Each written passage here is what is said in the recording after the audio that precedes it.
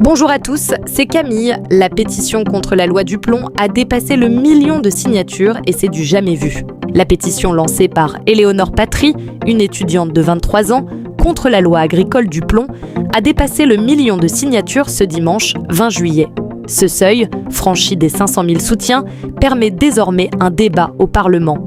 Publiée le 10 juillet sur le site de l'Assemblée nationale, la pétition a connu une forte hausse de signatures, passant de 600 000 samedi soir à 860 000 dimanche midi. Elle accuse les députés d'avoir voté une loi contraire à l'intérêt général.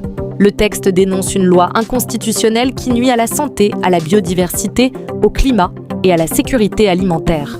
Il réclame l'abrogation immédiate de la loi du plomb.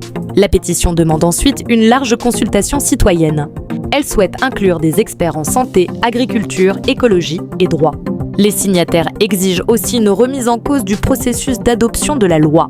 L'objectif est une révision démocratique plus transparente et participative.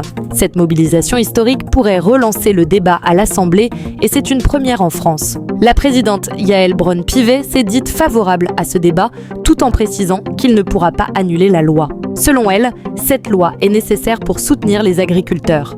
Adoptée sans débat le 8 juillet, la loi du plomb vise à renforcer la souveraineté alimentaire française.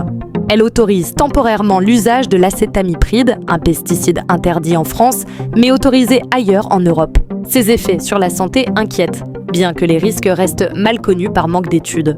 Le pesticide est demandé par les producteurs de betteraves et de noisettes qui disent ne pas avoir d'alternative face aux ravageurs.